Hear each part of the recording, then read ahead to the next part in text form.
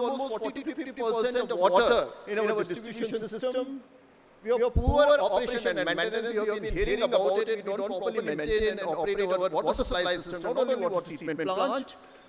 Failure of treatment plants, I'll come to it later. And inadequate monitoring. If you improve our monitoring by using, say, IoT-enabled system, I think we are going to, say, operate our system more appropriately. So I'll focus more on these aspects. So I just take you to a city known as Latur. Latur, we received a call in I think, in June 2022 from Commissioner that they are having odor and color problem in their water, drinking water. All the consumers were complaining about it. And then you can see the situation of this Manzara reservoir. If you see the photograph at the left, it is completely, say, it's having algae in it. Whereas we should keep this water source safe. You can see the channel leading to intake and then the manual dosing of PAC. So we still use those primitive scheme in a city like Latur, which has 10 lakh population. So it means that we can really, say, retrofit these plants. If you see the scum formation on clary flocculator, so one of the, say, bridge was not working here and they couldn't even repair that. And this is leaking launders of clary flocculator and then poorly maintained rapid sand filter. They've installed this plant in 2005 and fortunately since then they didn't even repair, they didn't clean the rapid sand filter. So it means that we have, say, a lot of challenges. It's not to blame any authority there, but this is the fact, in fact. This is the plant to remove fluoride from, and this is a picture from Bhagalpur. You know that we are affected with fluorosis. And immediately after the inauguration of this plant, you can see the activated alumina thrown out of it. And this plant couldn't function even for a day. And this, you can see the thrown away activated alumina, which otherwise should have been used to treat water. And this is the condition of arsenic removal plants which we installed in West Bengal. Mr. Vijay was here. This is the situation in 2012 where a study has been done by Jadavpur University and they have mentioned that 90% of these plants have actually failed within 6 months of installation. There's something wrong in the system. There's something wrong in the system. How can we actually improve them? Is the challenge for youth like you. Okay, we'll see the opportunities. I think Dhawal has talked a lot. I'll just go through it. And okay, brief about Har Ghar Nal, what's applied to schools and Anganwadi as well. IT-enabled water supply system, we, as part of CSR, is working with the Jal mission to convert some of our water supply schemes to IT-enabled water supply. And then this will monitor service delivery, water quality, and scheme functionality. Yeah, in short, we'll be monitoring how much water is supplied, what is the quality of water which has been supplied, and for how many duration we have supplied the water, so as to know that whether people are getting safe water or not. So this is a real-time monitoring system. We'll have like smart sensors here. So those who are studying, say, electronics can actually refer to development of these sensors in future. We'll do the signal conditioning, and then IoT devices will be there, and the data will be stored in cloud. And then, okay, this is high-level resolution solution diagram from sensors, network, cloud application. I'll not go into details. So it will have sensors, and then we will auto-calibrate the sensors also. We will do the water sampling through sensors, and communication of the data will also happen. So this is the diagram at each node, and each node will be connected to the cloud, and then you can actually read and analyze the data right from, say, laptop to your mobile phone as well. So these systems are being, say, implemented in almost 250 villages through Jal Jeevan mission, and I think Holani Saab was member of this particular guideline document which had been produced. And this clearly gives that how it will actually function right from source up to supply. This video I wanted to show, but due to lack of time, I will be skipping this particular video. Okay, what are the opportunities for startup and innovators? Fortunately, I was a member of this jury, and there was a challenge, innovation challenge by Niti Aayog, Atal Innovation Mission. And I think it was launched in December 2021. And there were so many proposals which had come to the jury. Almost 200 proposals. We have run through these proposals.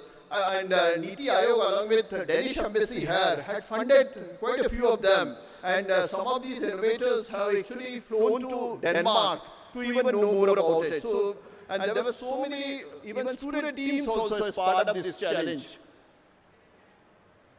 These are the, say, water innovation challenges. I'm sure that these challenges are applicable to most of the villages or most of the towns in India. So one is water source mapping, monitoring and sustainability for quality and quantity, safe and sustainable water distribution and reduction of non-revenue water. I told in the beginning that we have leaking pipes. So how can we bring down this non-revenue water? What are the treatment technologies for making water fit for different uses? I've shown the photographs of water supply or water treatment in urban towns, and I have also shown the photographs of fluoride and arsenic units. So how can we actually improve these? So this was a challenge, and then we got fairly good proposals. Prediction, forecasting and management, awareness and capacity building. So we got fairly good proposal on this particular aspect also. Big data acquisition, because I have shown IoT-enabled system to you, and we will be getting so much of data. How can we say analyze the data and utilize 20 lakhs to 100 startup, and they have been given opportunity to work with mentors with various municipal corporations. And they also, in this also we have found out many challenges on which we have asked all the startup student team to work on. And these challenges like fresh water systems, hydroinformatics, used water management or wastewater management. And we have subdivided into different themes. I will not go into details of these themes. You can find it out, and these 100 teams are addressing these challenges. And these challenges have actually become opportunities for them. Similarly, urban water management. So there were many sub-theme areas under which we received, say, as I told you, more than 200 proposals. And some of these proposals I'll discuss here. And I think I had video also, but unfortunately I think it will not be able. So this solution is very unique. Urine Analytics Healthcare has come out with this surface cleaning solution. And they claim that as we have built more than 1 million toilets in the world, the slip coating on the toilet, maybe in, say, Indian toilet or even, say, European toilet, we can put this liquid, which is shown over here, and it will bring down the water consumption by approximately 90%. So this we thought is a good innovation, and then I think it's been funded. Second is bellow first toilet, and this is primarily for community type of toilets, in which the bellow was connected to the door lock. So as soon as we open the lock, it will automatically flush system, and they have only provided 2 flush at 1 liter and 1.5 liter. And this also we felt that will really be a good solution, so that we can clean the toilets at the same time. There will not be wastage of water. And this drone automation, horizontal sewer pipes. This is a cleaning robo. Unfortunately, our drains or sewers are not appropriately cleaned, or say they are not properly cleaned. So this horizontal sewer cleaning robo can just run through the sewer and clean it automatically. Atul, can we run this? I'll try to play this video if it. Otherwise, you can know.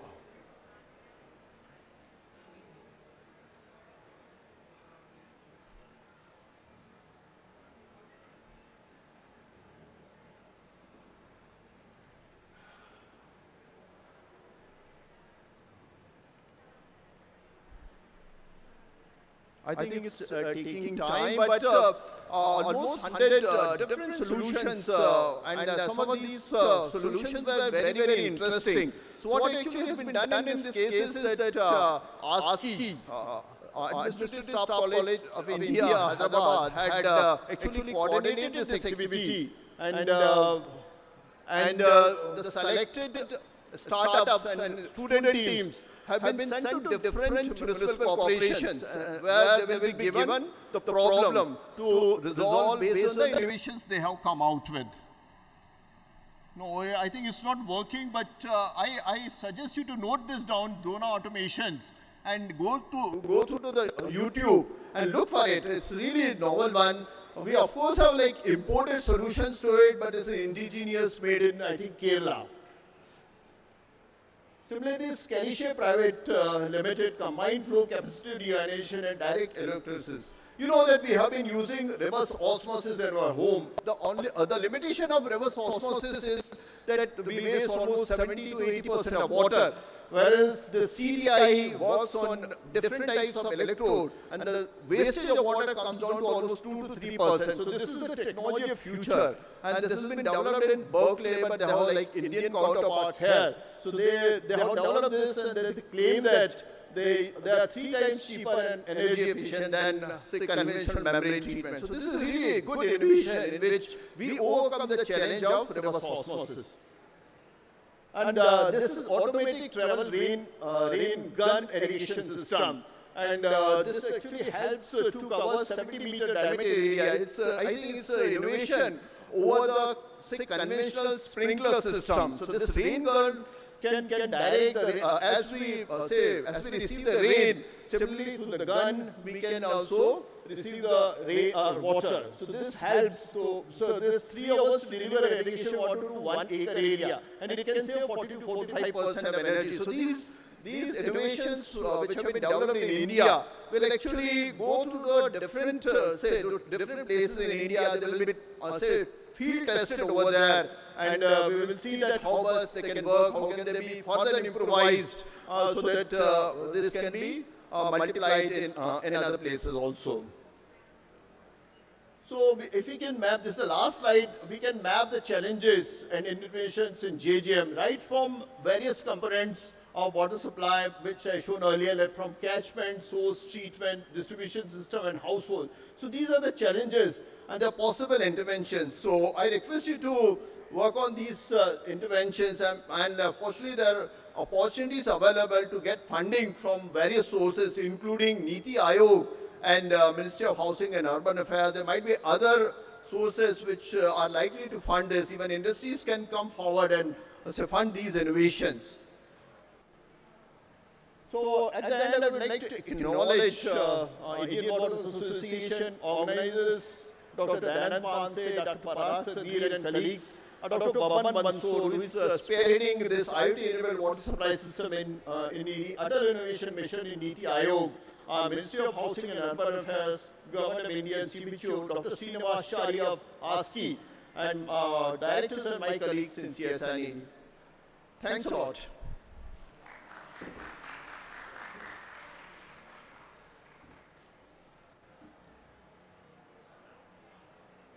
Okay, so we have 3 panelists with us. Mr. Dipender Kapoor, he is from Center for Science and Environment. Earlier had worked with Water Aid also. So Dipender ji, you have a lot of experience in water sector and wastewater sector.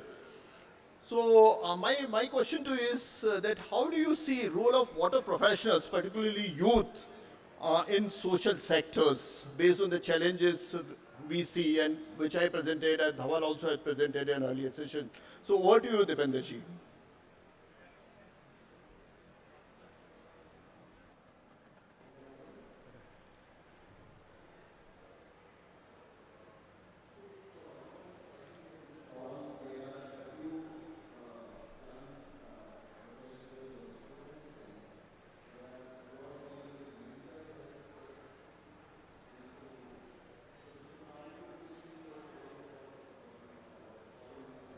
Dipendenji, one minute. Is he audible? Or is his mic working well? Can he? Is it okay? Fine, thank you.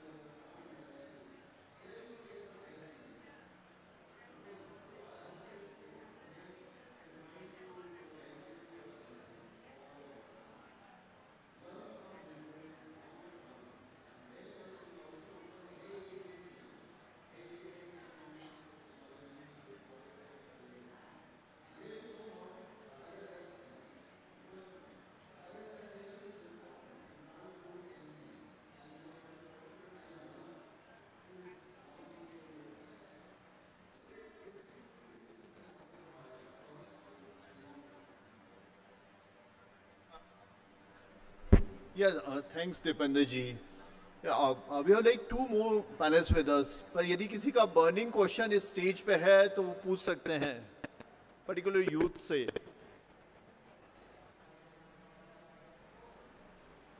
हमारे पास यहाँ पर mic भी है और आप चाहें तो अपने जगह पे खड़े होकर हाथ उठा के पूछ सकते हैं, पर यदि कोई प्रश्न नहीं है तो ठीक है, हम लोग दूसरे हमारे जो पैनलिस्ट हैं उनकी तरफ जाते हैं. So Dr. Amar Supate, he has been working in Maharashtra Pollution Control Board for several years, and he's a regulator, and you can understand the difficulty of regulating anything.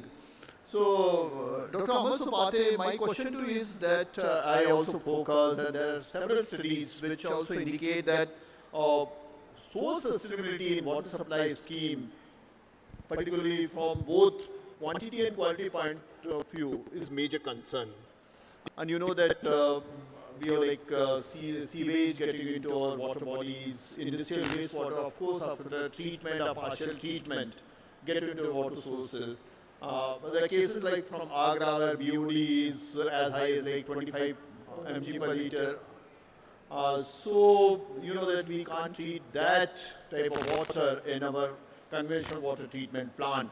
So how do you feel, first of all, that we should progress? At the same time, how do you see this as an opportunity for young professionals like the students who are sitting over here? So over to you, Dr. Supate. Okay. Thank you, Dr. Pawan. At the very outset, I must thank the organizers for inviting me for this session. And of course, my fellow colleague panelists for joining with me in this panel.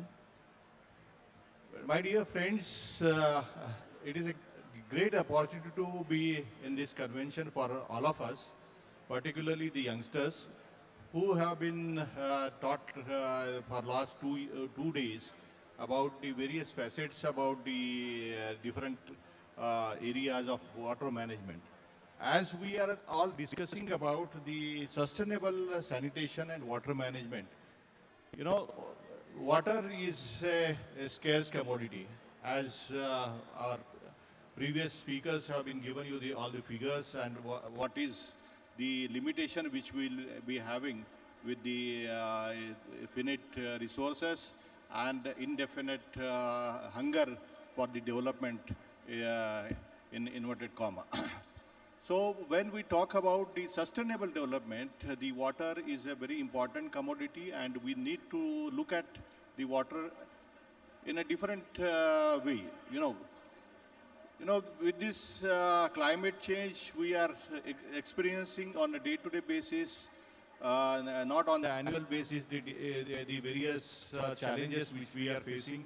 Sometimes you are flooded due to the overraining, or there are some many incidences nowadays, you know, of the poor showers. There are many incidences of prolonged difference between the two showers. You know, there are n number of challenges because of this climate change.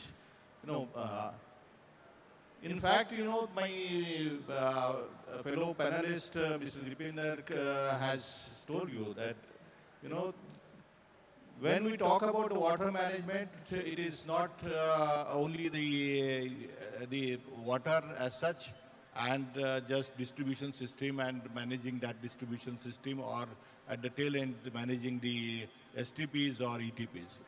You know, there are n number of opportunities for the new youngsters. You know, when we look at the opportunities which the world is putting forth to all of us, you know, it is not that we are restricted to these four walls of this hall. You know, but by sitting over here, you can connect to the any corner of the world. You know, that is how your reach has been extended. And therefore, you need to understand the challenges across the world, not only in your city or in your village or around you and all that.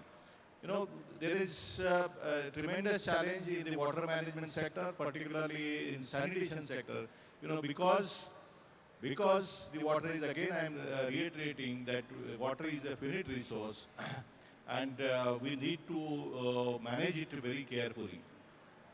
You know, when we talk about the water as a resource, yes, if you have any questions, definitely you will be given an opportunity. When we talk about the water as a resource, there is a need to look at the catchment areas where you are getting the water. You know, there are a number of opportunities for you where you can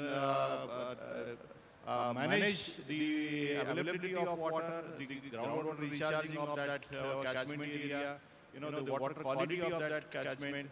Then when we come to the distribution, the treatment section of the water management, you know, there are different types of pollutants. You know, it is not that earlier we used to talk about the suspended solids or total dissolved solids or the chlorides and other contents. But now, you know, there are a number of contaminants, the heavy metals, pesticides, the antibiotic residues. No, there is a tremendous challenge in managing your waste water treatment plants. It is not that you have to just filter that water and send it to the distribution system.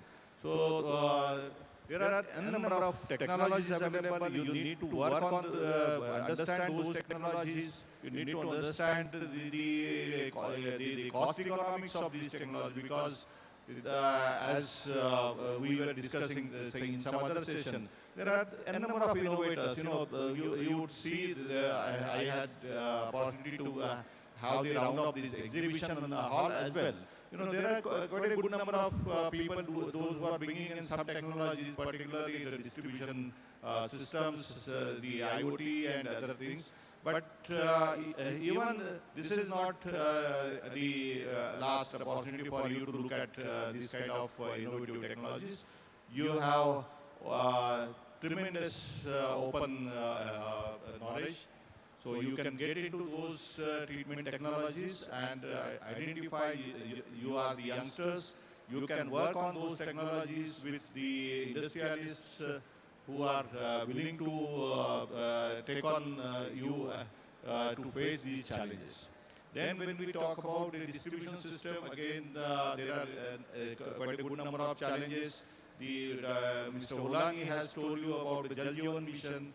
There is a challenge of managing the water when your client is in need of that water, and the quantity of the water and the quality of the water has to be reached to those clients, and then only these systems can be said these are the successful system. Otherwise, just having the distribution network or the water tanks, overhead water tanks, and not reaching the water to the tail end with the required quantity or the required pressure, then it is a failure.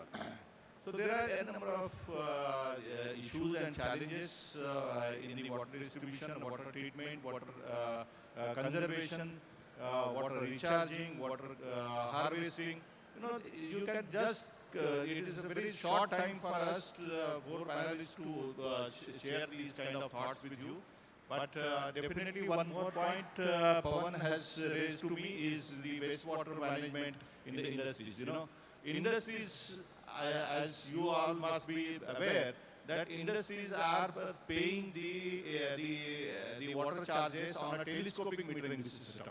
So whatever the excess water they are using, that is very costly affair in a production system. So the conservation of water in the production system itself and recycling of that water is a great challenge and has a lot of potential for the youngsters to look into.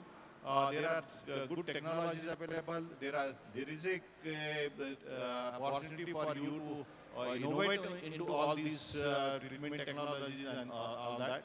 So definitely this forum, particularly I expect this IWWA forum will help you all to identify the challenges, to link you with the stakeholders concerned, it is not that only the municipal corporations or the local bodies are connected with the water distribution and wastewater management, but the industry is a major consumer of this water, and the challenges are also very big challenges are there. So with these words, I must stop here and put you, the forum is open for the questions as per the directions of the chairman of this session. Thank you, Pawan. Yeah, thanks, Dr. Supate. We have Mr. Uday Adhikari with us. He has been working in industry for past several years, I think 30, 35 years. He has several patents on his name, and he has he has these patents on his own, means he didn't consult any researcher to get this patent. Because he works in the industry, he knows the problem in the sector. So, Uday Adhikari, my question to you is that in industrial sectors, what are the career opportunities and how do you actually mold yourself, because you work in different sectors? How did you mold yourself to work in this particular sector?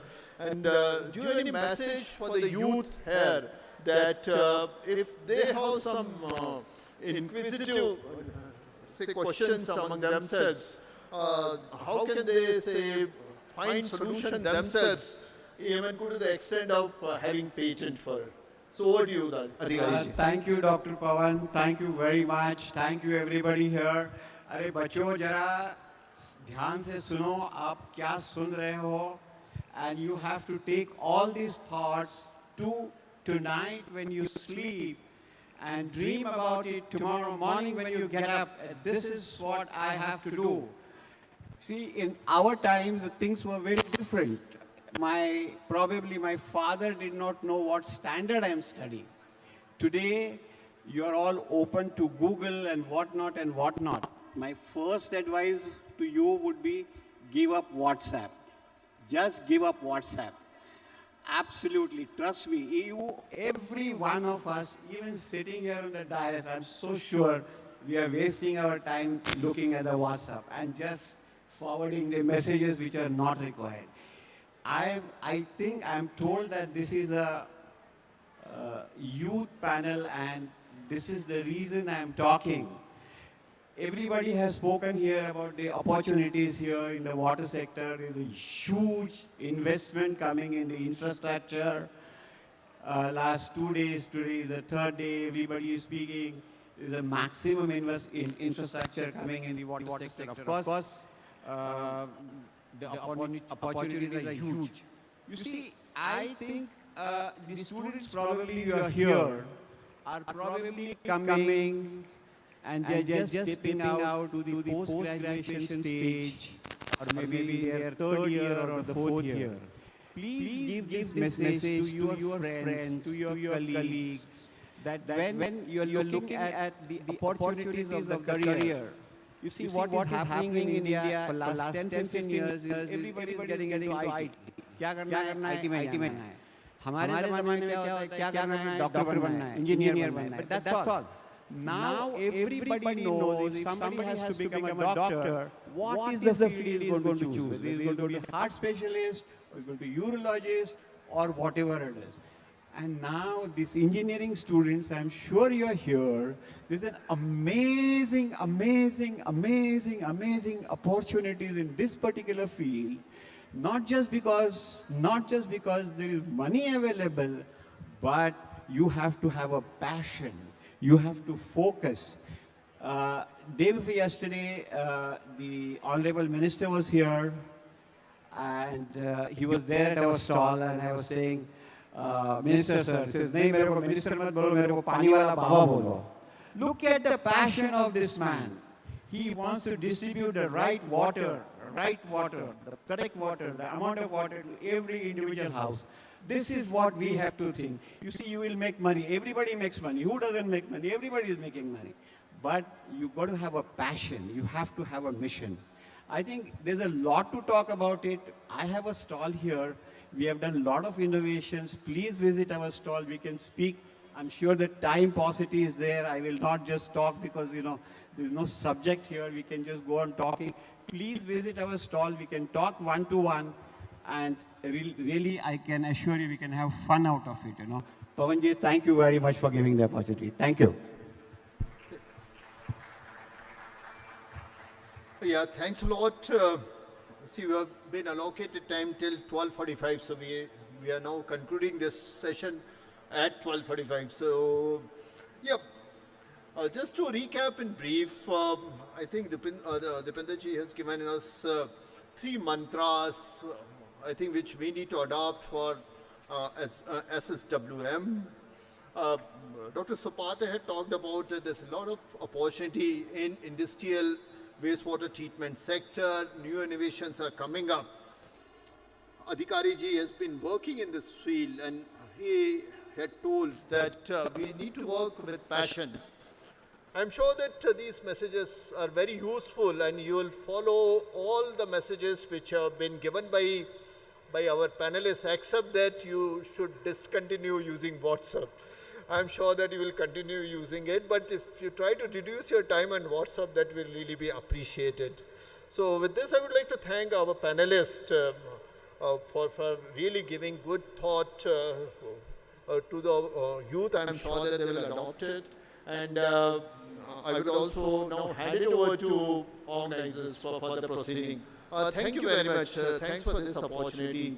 और यदि आपके यदि कुछ प्रश्न है तो हम अभी ले सकते हैं, पर मुझे नहीं लग रहा कि कोई प्रश्न है किसी का, कोई ज्वलंत प्रश्न. हाँ, वो ग्रेट. हाँ, आप अपना नाम बताइएगा और किससे आप प्रश्न पूछ रहे हैं वो भी बताइएगा. Slightly loud.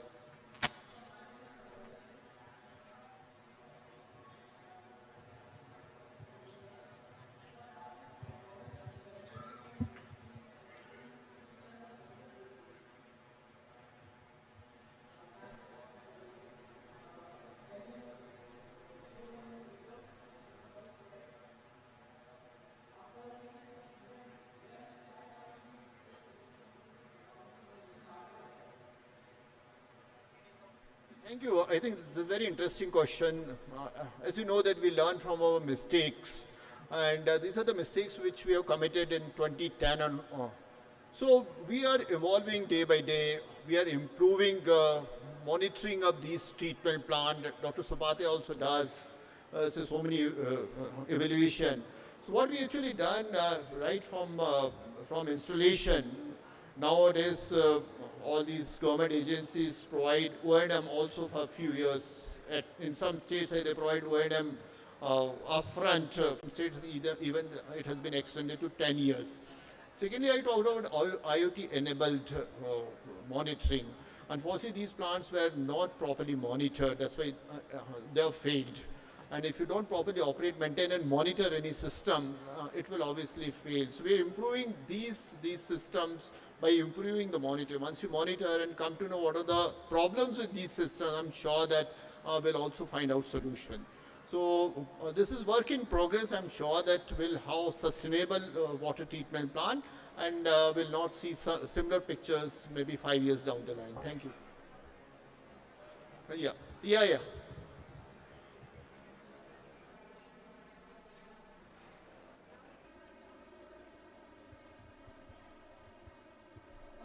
Yeah, you're audible. Hello, my name is Sagar. Fantastic, guys. I would like to ask a question to Prime Minister.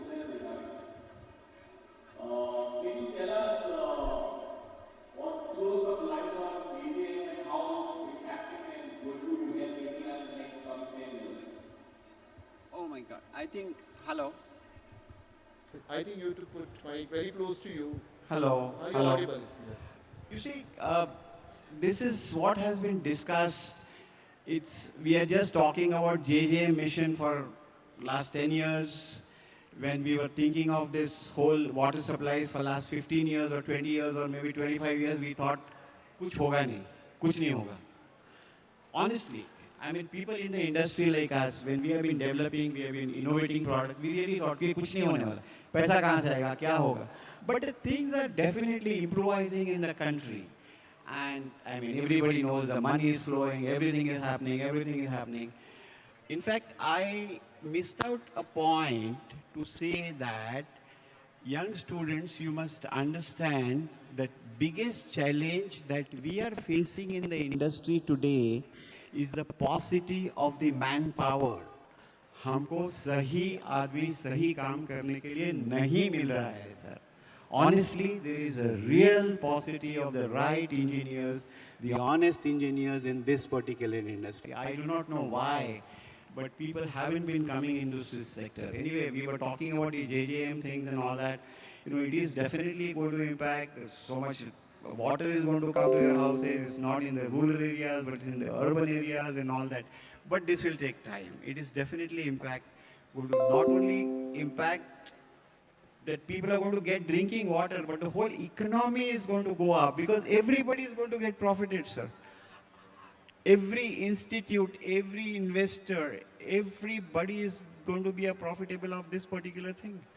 So many crores, so many lakhs of crores is being invested. So this money is going to come into the economy, and that is what is going to happen, you know. So this is how, there's a huge impact on this. It's a long subject. Maybe we can discuss it later on because there is a time paucity. I think... Yeah, Dr. Supade, if you can finish in 1 or 2 minutes because organizers are now staring at us. Okay. Thank you. It was a very good question actually. You know, every Indian might have this question in his mind, that whether, how I am going to benefit out of this Jal Jeevan mission. You know, somebody has told the session, there is almost 8.5 lakh crores of rupees are being invested in India in this loan mission. You know, basically this mission, the vision of Honorable Prime Minister is not just providing the water to the rural people or the urban people at the required quantity and quality, but it has more than that. No, the Jal Jeevan mission aims at protecting your water resources for the future, managing the water to the best of your requirement. No, the Jal Jeevan mission also aims at the training of the entire machinery to the extent that each drop of the water has been the academic institutions as well as the institutions like IWWA can play a good role in taking up these missions to the grassroots and the public at large. Thank you. Thanks a lot. Oh, Dipinderji. Okay, over to you. I think on Jal Jeevan mission, the biggest component of JJM is source sustainability. So if we are able to move that point forward, there will be a big impact. Water supply, distribution is fine, but if source sustainability is not addressed, that, you know, the entire investments will fail. So in source sustainability, there is this concept of city water balance, which is a requirement, and under Amrut it is being pushed in urban areas, city water balance. Similarly, in rural areas also sustainability of the drinking water sources. Maharashtra is a classic, and Karnataka are the classic case of failure of sustainability of, you know, sources. So unless, if that is not addressed, you know, and there is a lot of jobs and work opportunity in that area of, you know, ensuring that we monitor, we improve our source sustainability. I just wanted to highlight this point. Thanks a lot. I think other than providing water to each household, we have like several serendipities we call them. We will have like investment up to 8.5 lakh crores. There will be opportunities for job, everything. But this will now close. Do you have any question? Oh, organizer, can we take last question? Yeah, Mr. Nitya Jacob, can we take? Oh, okay. Yeah, please go ahead. Yeah, आप पूछ सकते हैं, बोलिए. हाँ.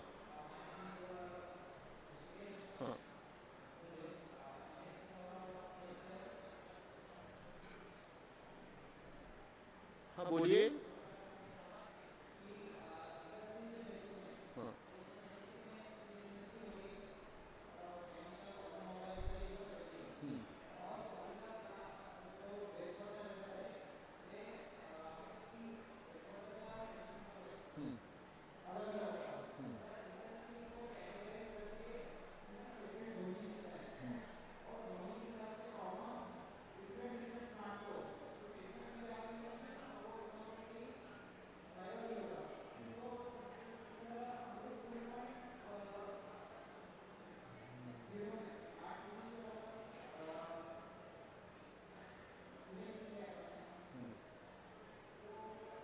नहीं आपका आपका प्रश्न हमें समझ में आ गया है। हमारे पास अमर सुपाती साहब है, उनसे अच्छा उत्तर इसका कोई ज़्यादा नहीं दे सकता है, तो मैं उनसे निवेदन करूंगा सुपाती साहब, यदि आप इस प्रश्न का उत्तर जहां हम लोग CTP बनाते हैं उससे पहले हर इंडस्ट्री के लिए क्या प्री ट्रीटमेंट दे सकते हैं उसके बारे में थोड़ा बताइएगा। It is a good question. ऐसा है कि everybody understands Hindi or should I skip? Okay. जहाँ पर भी इंडस्ट्रियल क्लस्टर्स है वहाँ पर जो टाइप ऑफ इंडस्ट्रीज के हिसाब से उसको प्री ट्रीटमेंट दिया जाता है and after that pre treatment if it is a food industry then the pre treatment is different, if it is a chemical industry the pre treatment is different.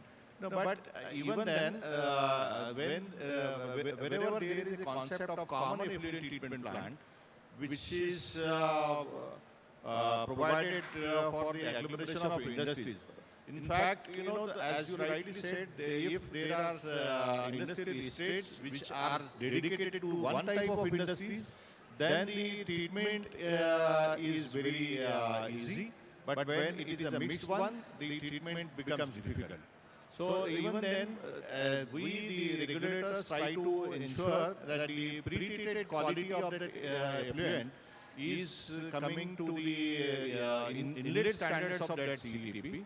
And once it is brought into the inlet standard, then the equalization tank is provided where we again ensure that the homogeneity of that industrial effluent is brought in, and then we take it for the further treatment. So this is how the concept of common effluent treatment plant works. But definitely, your point is very valid that if we have the proper zoning in the industrial estates or the industrial estate itself is having dedicated for some type of industry. In Maharashtra, we have the many clusters which are dedicated for the chemical zone, which are dedicated for the textile zone, which are dedicated for the engineering zone, and so on and so forth.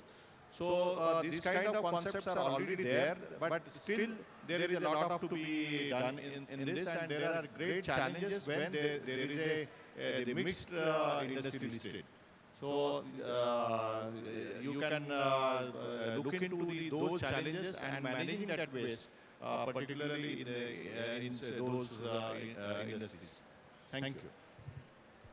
Thanks a lot. With this, we now close this session because we have another interesting session coming up next, which will be moderated by Mr. Nitya Jacob. So over to you, organizers. Thank you so much, Dr. Pavan, sir. Thank you to all the panelists also. So we have just come to the fag end of this second session of the challenges and opportunities in the SSWM sector.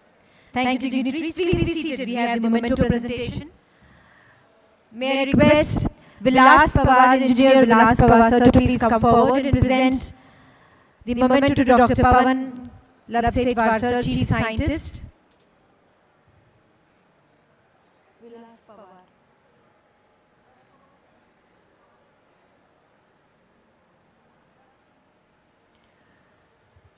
I request Engineer Madhvi Garuji to be ready to present a memento to Shri Dipendra Kapoor ji.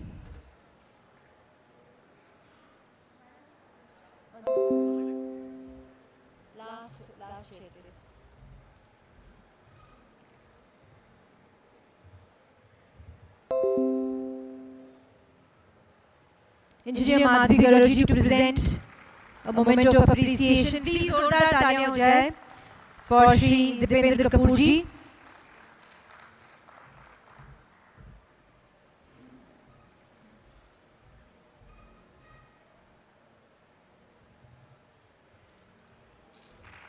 Thank you so much, sir. Thank you, madam.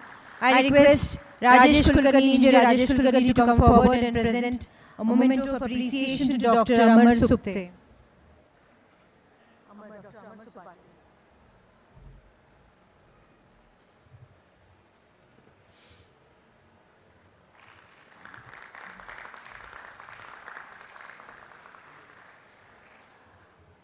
Engineer Dilip Panditji to come forward and present a memento to Shri Udai ji.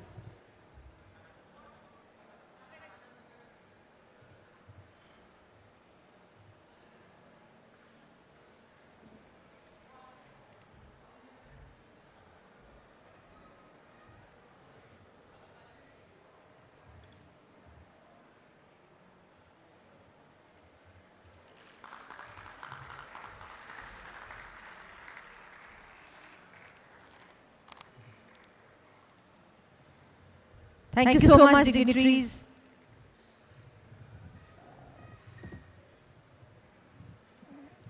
Thank you so much, Dr. Pavan. Firstly, I request all the members who are sitting behind to please come forward. Lots of chairs are vacant in the front. I once again request all of you all to please come forward. We're starting the next session immediately. Please be seated. Dignitaries waiting outside, please come inside the hall. All the members and students who are sitting behind, please come forward once again. Moving to our next session, the business development in SSW sector.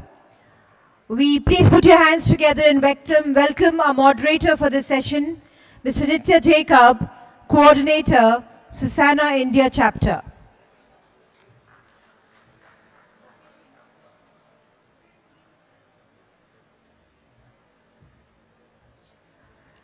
The panelists on the dais, Mr. Shri.R.G.Holani ji, General Manager of Business Development and Training, Sara Plus Private Limited, Pune, to please come onto the dais.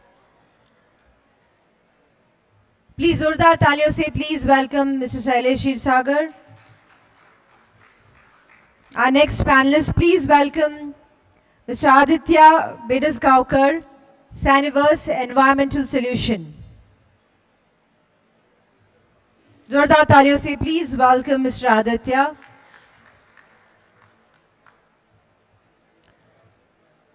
The panelists, we have Mr. Rishikesh Kaluskar, Samarth Infratech Services Private Limited, also to please come and occupy his chair on the dais. Dr. Manik Prabhu Dhanorkar, Head SCWRM Pune. Please put your hands together. Zordar Taliyan ho jaye for Dr. Manik Prabhu to come and occupy the chair on the dais. Our next panelist, Mr. Abhinandan Singla, Senior Leader, Y-Waste from Bangalore, to please come and occupy the dais, the chair on the dais, please. Hearty welcome to you all. Please be seated. Thank you so much. On behalf of the 55th IWWA Annual Convention on this third day, I request you to please be seated, and I request the members of Pune Center to plus come forward and present the bouquets and welcome them. We have Engineer Boi to please come forward and present a bouquet to Mr. Nitya Jacob.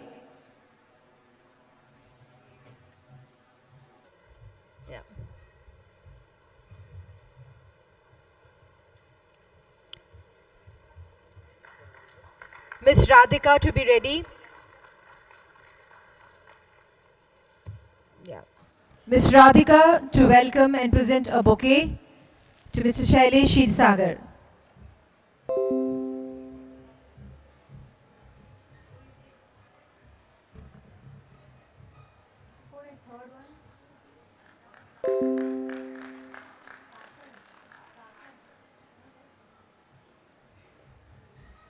Engineer Surendra Kadam ji. Okay, Engineer Kadam, sir, to please come forward with a bouquet and welcome Shri Aditya ji, Mr. Aditya Bedasgaonkar.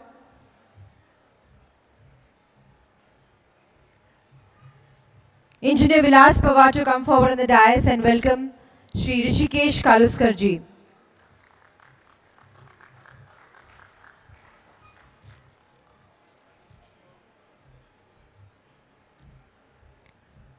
Engineer Sarika Pathak to come forward to welcome Dr. Manik Prabhu Dhanorkar sir.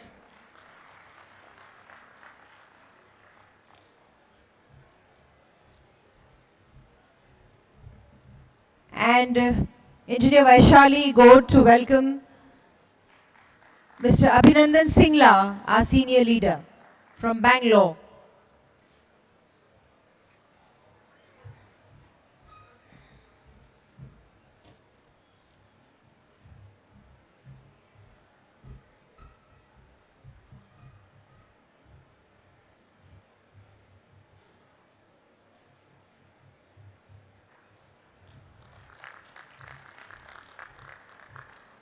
Hearty welcome one and all on behalf of the IWWA Pune Center. I request our moderator for the day, Mr. Nitya Jacob, to please go ahead with his keynote address and as moderating this session. Thank you. Thank you, ma'am. I thank the organizers, IWWA, and my co-panelists for being here. We have a very mixed panel, and I think this is a very well, it takes off from the previous session also very well, which laid the foundations of the challenges that the water sector is facing and the certain opportunities which are there. The panelists here will speak about their projects, their own initiatives, and what has inspired them to go down the path of entrepreneurship, and also a little bit about what the potential for job opportunities are, looking at certain challenges that the water sector has been facing and how to convert those into opportunities. And I hope that this is useful for people in the audience. I believe most of you are engineers, right? In the audience, could you put up your hands if you're not an engineer? So everybody, oh, okay. So there's one person who's not an engineer here. Two people. Okay. Not among the panelists. I'm sure everybody here is an engineer. Okay, so I moderate a discussion forum called the Sustainable Sanitation Alliance, and we've been working to promote information, knowledge, advocacy around sanitation for the last 14 years since it was started. We worked with multiple organizations, NGOs, governments, private sector, and academia from different parts of the world. It's an international network. I look after the India chapter. This particular workshop is being organized by the India Waterworks Association and EcoSan Services Foundation under the aegis of the IWWA Youth Forum to attract young minds, new entrepreneurs, startups, and youth who want to work towards sustainable water management and sanitation. Over the last many decades, India has taken large strides in urban growth and industrialization. Now, cities are generating more than 2/3 of the GDP of the country, and they're engines of growth, but they are facing several challenges. And sustainable water management, sustainable water supply, and sanitation or sewage management and garbage management are two of the very big issues that cities are facing. And climate change has only made the situation worse in the last few decades. And we've also read that last year, several parts of Europe faced severe drought, several parts of North America faced drought, and then they were followed by floods in many other parts in Africa, Southeast Asia, India. Many cities in India had floods, and we've also been reading how many cities in India do not have enough water supply, so they're sourcing water from further and further away. So cities are not planning adequately for water supply, sewage, and sanitation. And as a result, there is an over-dependence on groundwater. And I think one speaker from the previous panel has said that more than half the water supply comes from groundwater sources, which would actually be a source of the last resort instead of the first resort. Nearly 80%, and this is statistics from the Ministry of Urban Development, they say that 80% of the sewage that is generated in urban India, they don't have statistics for rural India, is disposed without treatment, which causes water pollution and contamination of groundwater. Now that is the same groundwater that we all pump up and we use for domestic uses. We drink it, we bathe in it, we wash our dishes and clothes in it. Some years ago, I worked with, on a publication which mapped out urban water and sanitation challenges across the country. And one thing which came out was that urban water and sewage systems are built very haphazardly. For example, in many cities, we notice that sewage systems, sewage treatment plants are located upstream of water treatment plants. So effectively, the water treatment plant is recycling the sewage from the city and supplying it. In solid waste, urban India is a prime example of how not to manage garbage. Many cities, including Delhi and Calcutta and Bombay and Hyderabad, Bangalore, all of them have mountains of garbage, and the problems are becoming worse every year. These mountains catch fire by themselves because of the generation of methane and higher urban temperatures. Earlier, rag pickers would reduce the volume of waste being trucked to landfills, but now that has become a very, that practice has almost ended, mainly because the transport, the collection of transport and garbage has been privatized, so there is less incentive for people to let rag pickers collect recyclable material. Also, segregation at source is not practiced in most cities. I think maybe Bangalore and some parts of Delhi, I don't know about other cities, they are the only two cities which are doing this at any scale, but otherwise it's all mixed garbage going and most of it lands up in a landfill. But there are opportunities in these problems, and my co-panelists here are going to talk about some of those opportunities and how they have converted them into successful businesses. And some of those opportunities which I have noticed firsthand, communities have organized themselves to tackle their water shortages. Rainwater harvesting in Kerala is one prime example, which began as a small experiment in 2008 and now has become a statewide program. Small sewage treatment plants are legally mandated now, and colonies treat and discharge the sewage into nalas, unlike discharging raw sewage. And I've seen this in a couple of cities, so Gurgaon being one of them, and Delhi as well. Garbage segregation and resource recovery has also taken off in cities like Bangalore. We have with us 5 entrepreneurs who have made a business of waste management. At this workshop, we would like to understand from them firsthand the different projects, technologies available for waste treatment and management, their validation, development, cost effectiveness, sustainability, and cost efficient use, reuse of water and different business potential. This has implications for food and energy security. And I will use the C word here, climate change as well, mitigating climate change, which is something that urban planners, water managers, and sanitation managers have not taken into consideration, unfortunately, in large enough measure.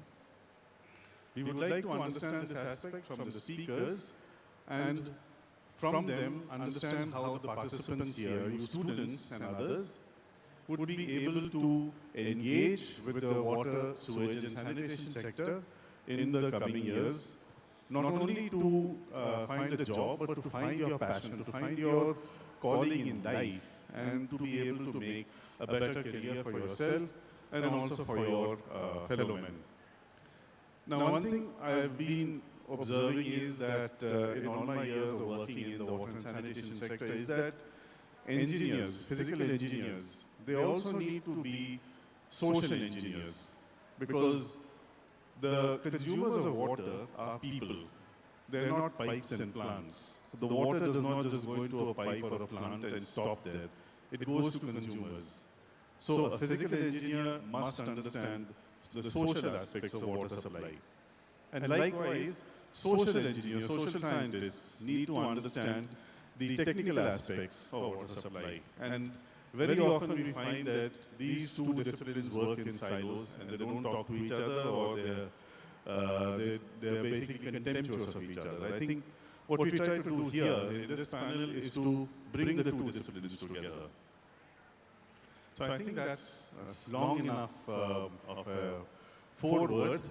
I would now switch to my panelists and request each of them to speak maybe for about 3 to 4 minutes about their project, about their company, what has prompted them to go into into their respective fields, what have been some of the successes and challenges that they faced. Also, please do speak about climate change in your, when you're speaking, and what are the kind of social issues that you have managed to address through your ventures. So, first I'd like to call upon Mr. Shri.R.G.Holani or Sailesh, who's the General Manager, Business and Development and Training at Saraplast in Pune. And he's also the Managing Trustee of Madhumalti Foundation that works in the field of sanitation. Sailesh ji.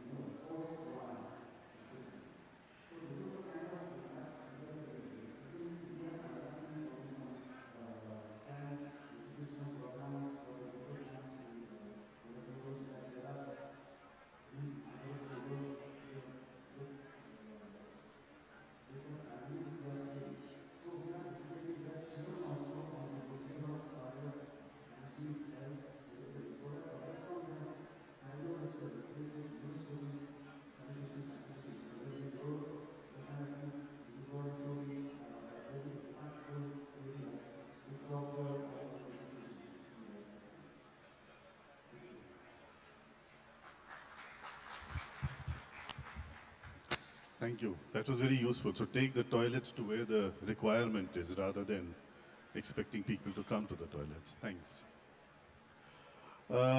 Aditya Bedasgaonkar is the founder director, our next speaker. He's the founder director of Saniverse Environmental Solutions and has worked on the conceptualization, acquisition, and on various CSR projects. Aditya, maybe you could speak. Thank you so much. First of all, I would like to thank the organizers of this event for inviting me on this panel.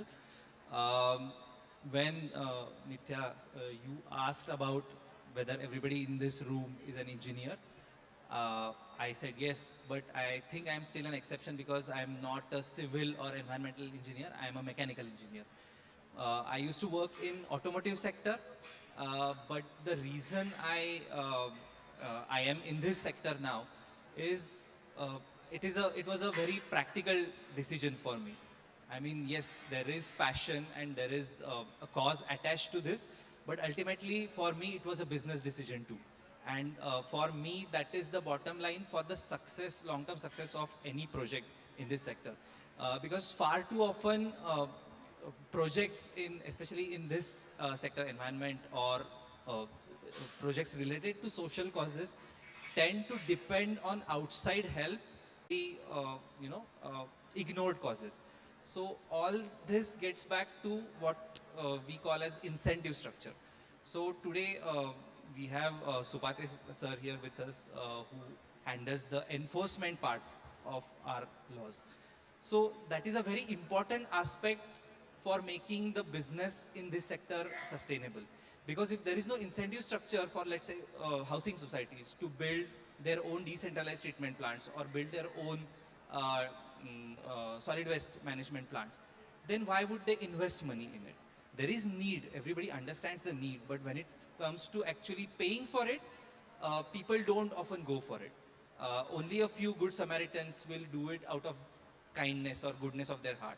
So creating awareness about it and enforcing those laws helps entrepreneurs like us to make a sustainable business in this sector. So we realized this, we saw that the winds have changed and the government is also through their various missions that have been discussed in the previous panels, is creating an environment which is conducive to making sustainable businesses in this sector. That is when we entered this segment. So just to give you an idea about the kinds of projects that we do, we support state and local governments in designing the systems at local or state level. Be it wastewater management projects or fecal sludge and septage management projects. So yesterday, most of you must have attended the FSSM session in the evening. So that is the kind of domain that we work in, and we help the state and local governments reduce waste from the start. So right sizing of the plants, correct forecasting of population growth and taking that into consideration. So it is our outlook to bring our technical expertise into this sector right from the get-go. And with that, we aim to reduce waste in this waste sector. Of course, reuse is a big potential that everybody has discussed in previous sections as well. So taking that into consideration again from the beginning helps a lot while right-sizing the treatment plants and treatment facilities that we build. So connecting the reuse potential to end use and doing the forward linkage is something that we have expertise in. The second part that I would like to speak about today, apart from our business itself, is why we have so everybody has joined us here this morning. That is the youth part, right? So we come from a background where we have seen a few things. We have struggled in our initial phases to get a few doors open, let's say. So that is where we believe that it is our cause to bring up the next generation and to enable the youth to enter this sector. And we make it a point of ensuring that we not only preach it but practice it in our day-to-day lives. So my associate and previous speaker Dhawal spoke about how youth can be engaged in this sector in a meaningful way. So that is something that we bring about in our day-to-day practice by giving opportunity to young and upcoming engineers to participate in various live projects in our organization, be it through employment, be it through internships. We do it in a very targeted way wherein it doesn't become a burden on the organization to have them on board, rather it becomes an opportunity. Because we see it as an investment in our, let's say, the second tier. Because if we don't invest, so it sort of becomes a chicken and egg situation, right? If you don't give opportunity to the youth in live projects, then they don't qualify for the minimum criteria that the organization set up for entry. So that entry barrier needs to be removed, and we try to do that in our organization by including young and youth with potential in our live projects, and I must say that we have received good results out of it. So I encourage everybody who is present here who compulsion. With that, I think I would say that in this sector there are tremendous opportunities, and forums like these bring like-minded people together, and I'm sure that something fruitful will come out of this session, because I do see a potential for a lot of collaborations and a lot of potential for future projects where we can bring our combined expertise on the table together. Thank you. Thank you, Aditya. So, giving the youth a chance, a hands-on chance to learn the skills of the job. Great, thanks. Our next speaker, Mr. Rishikesh, is the project coordinator of Samarth Infratech Services Private Limited, and he's an expert on water supply, sewage, and septage management. Rishikesh, over to you.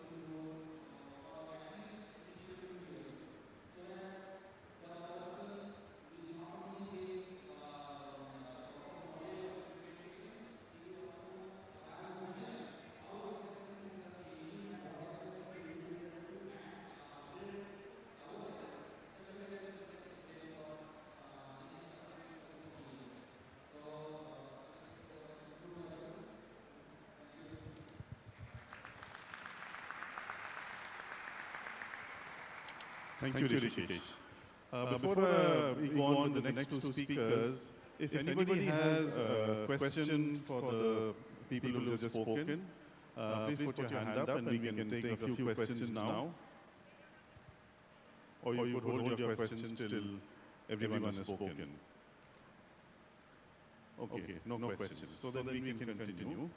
Mr. Manik Prabhu Dhanwarkar, who is our next speaker, he's the head of the Symbiosis Center for Waste Resource Management, and he works to create awareness about waste management, especially around low-cost, effective technologies. And he also he also written the first fertilizer encyclopedia. Over to you, Mr. Manik Prabhu.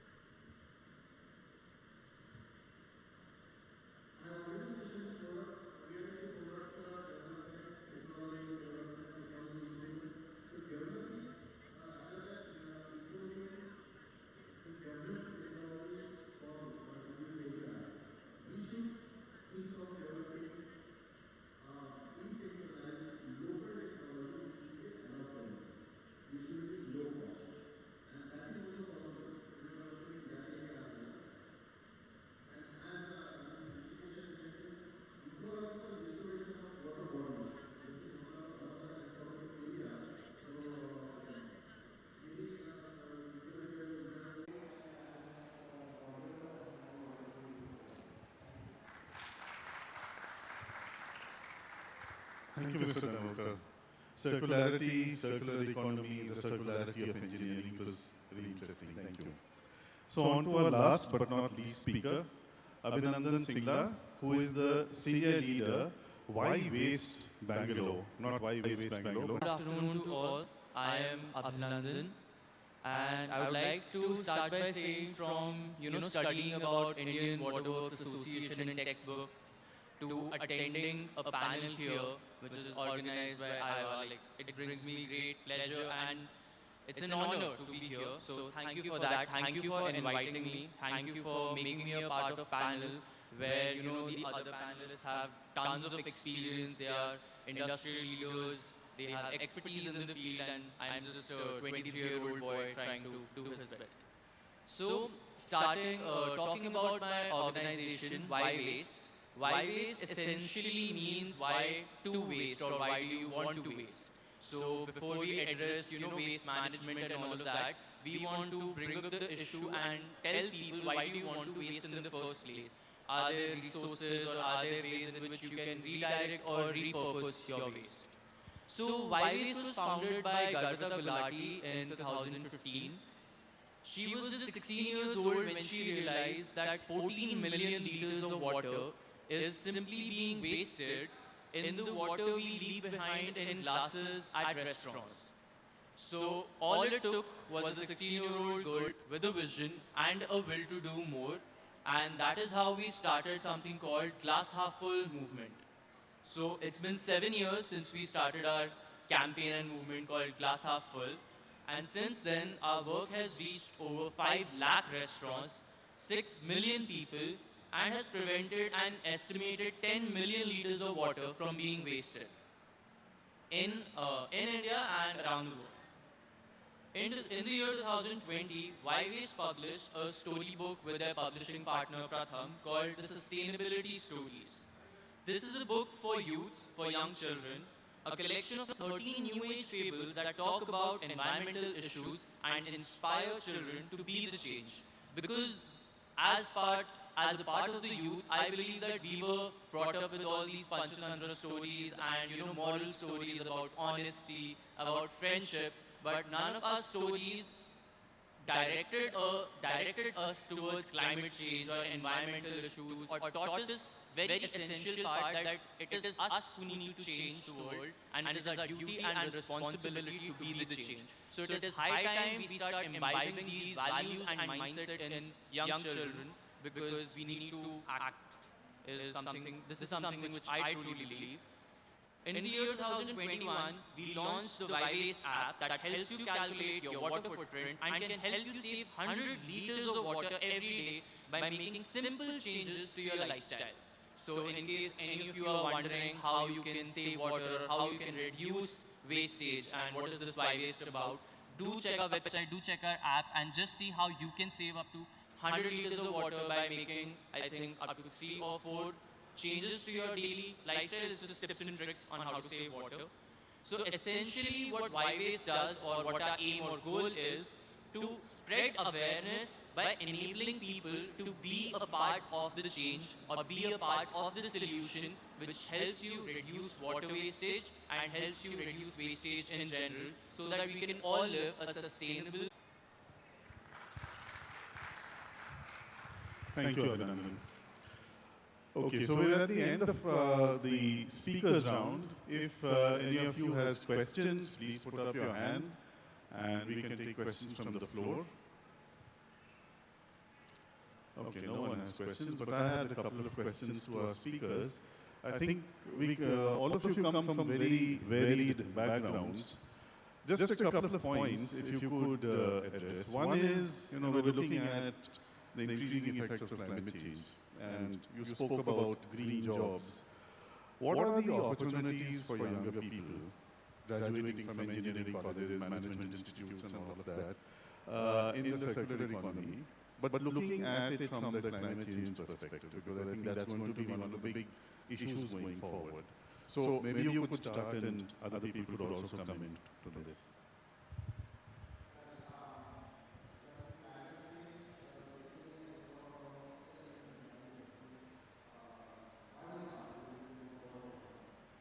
So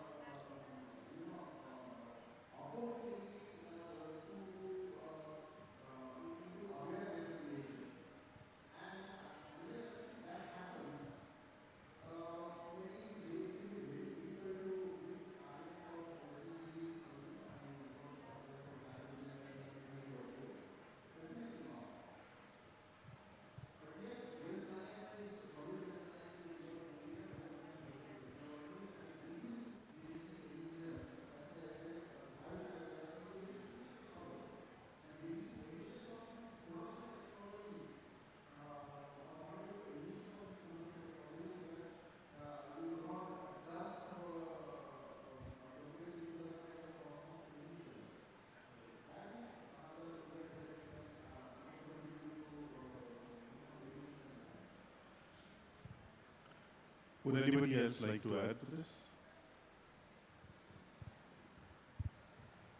So very rightly said, sir. So I would like to add to that. So in terms of creating opportunities in this sector, I spoke briefly about the incentive structure also, so that becomes a huge part of it as well. Because to get youth involved in this sector, it has to be a two-way process. The sector has to appeal to them in terms of, so somewhere there was a lot of comparison with IT sector or banking in the previous sections.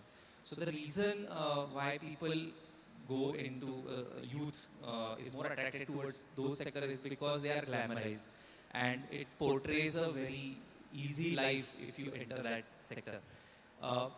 If we notice a common thread between people who are sitting here today is that there is a passion, there is a urgency that is noticed by people who are sitting here to tackle this climate change or other crises that are facing the society today. So to make this more attractive to the youth, I think messaging also needs to be in that particular direction. And secondly, I keep coming back to this, the incentive. So it is not that there is a lack of funding or lack of opportunity in this sector. It is about messaging and portraying that in a certain light, so that more and more talented brains come into this sector and help us tackle the climate issues. Help us in coming up with innovations, as sir rightly said, that there is tremendous opportunity and there is tremendous scope. So just to give you an example, we are currently working on a project together with IIT Chennai, wherein we are focusing on the material, construction material. So the sewage treatment plants use traditional RCC constructions. We are working together with their concrete technology department to introduce textile reinforced concretes, which reduces the weight of the plant. It becomes modular and reduces the dependency on metals, reduces the amount of concrete that is required in the first place. So the scope is endless. We just have to keep our eyes and ears open. DST and DBT are funding a lot of projects which are focusing on this particular aspect. So it's about basically channeling the youth towards this by making it more appealable. So that is my opinion. Thank you.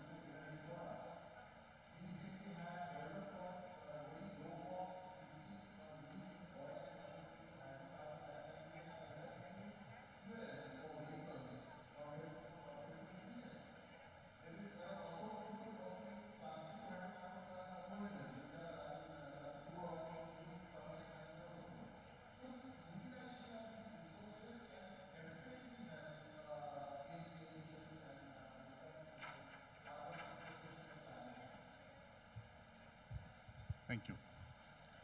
So I'd just like to ask our speakers if you have any final words to the audience about what youth can do, any kind of motivational last words that you'd like to. Yeah, first of all, as I mentioned that we are into a portable sanitation, right? And you as a youth, definitely if anybody would like to come into this kind of a business, definitely there is a lot of investment involved out here. Because one single toilet, which we manufacture, is costing almost 45 to 50,000 rupees. Okay. And this is a rental model with cleaning and maintenance services. So a lot of infrastructure is required to run this kind of a business and sustain, basically. So if you would like to start up this kind of a business of portable sanitation, and if you don't have a funding for that, we have different models like where you don't have to invest in a toilet or the infrastructure or the machinery required to run this kind of a business. We can offer a toilet bank sort of a arrangement where we put in our money, we put in the money for the toilets and the infrastructure required, and we can give you these toilets on a lease basis. Okay, you run the business, we will give you a lot of information how to run this kind of a business, the backup, the systems, how to run this kind of a business, marketing support if you require, and you can run this business taking the toilets from our toilet bank. This is one kind of a thing. Secondly, somebody has some good amount of money and wants to invest, definitely you can go in for as a franchisee model of ours and start their own business out there. Apart from that, just I would like to come back a bit where he was mentioning regarding the landfill and all, or he was mentioning regarding the material used, like the change in the material used for these treatment plants. Now, as we are into this portable sanitation, providing these portable toilets, the material of the portable toilet is also more important because it has to be eco-friendly. And all our products are high-density polyethylene. So it is a 100% recyclable material.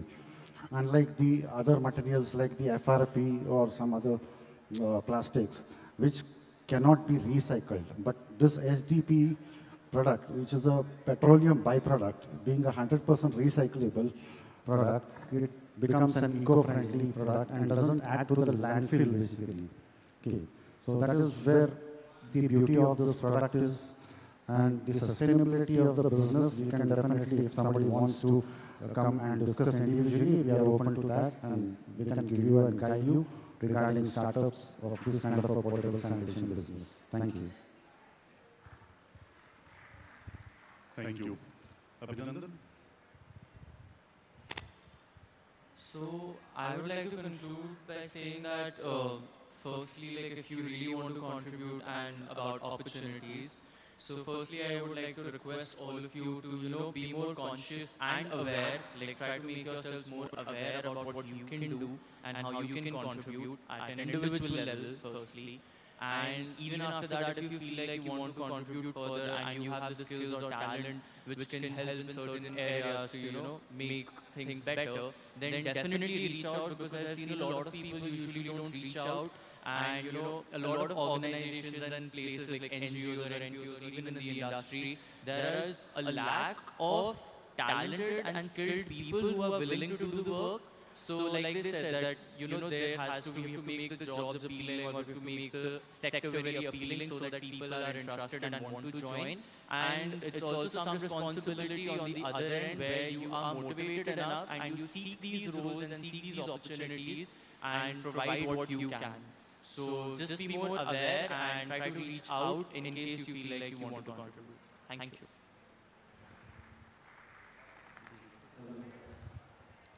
Okay, I think we can conclude this. Or do you have a question? Yes. Could you please state your name?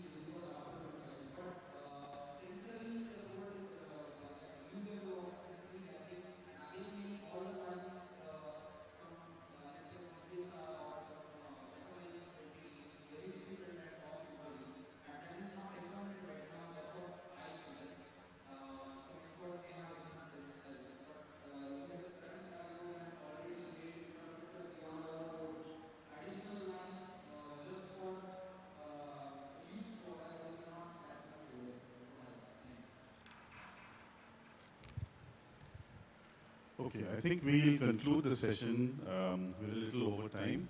I would like to thank everybody on the dais, and I won't try to wrap up because everybody had very different points of view, but the main message is that there are lots of job opportunities for young people.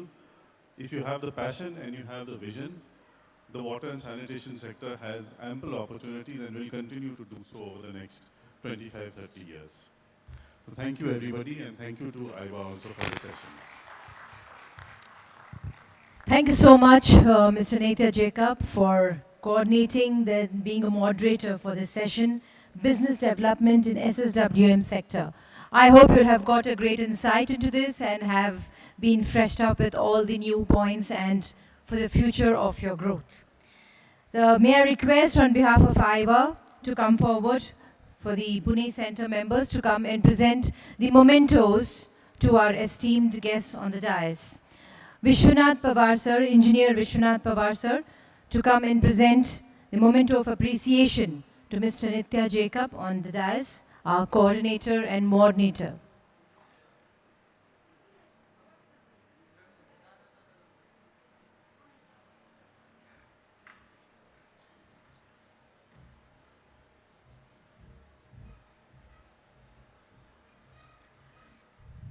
Shri Mahadev Devkar sir, Engineer Mahadev Devkar sir. Shri Sanjay Bhosle sir, Satish Bhujbal ji, D.K. Patil ji, please come forward. I request Engineer Mahadev Devkar ji to present a memento to Mr. Shailesh Shri.R.G. ji. To Shri Shailesh Shri.R.G. ji, a memento of appreciation. On behalf of IWWA Pune Center, Engineer Sanjay Bhosle ji to present a memento to Mr. Aditya Bedaskaukar.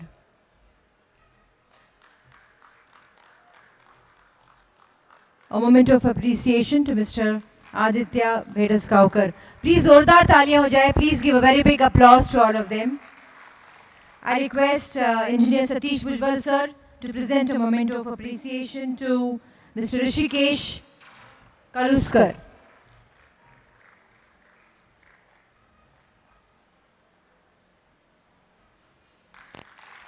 Engineer D.K. Patil sir to come forward and present a memento to Dr. Manik Prabhu Dhanorkar. A memento of appreciation to Shri Dr. Manik Prabhu Dhanorkar sir.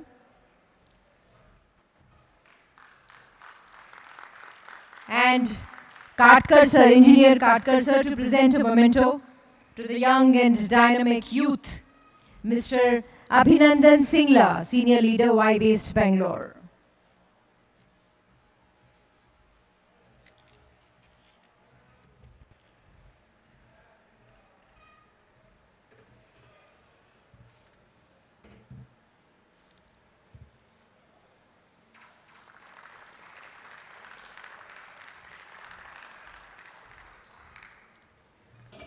Thank you so much, dignitaries on the dais. I request all of you all to please proceed for lunch. Thank you one and all for being amongst us for this session. Let's meet up again for the valedictory function. I request one and all to proceed towards lunch, towards the dining hall. Thank you.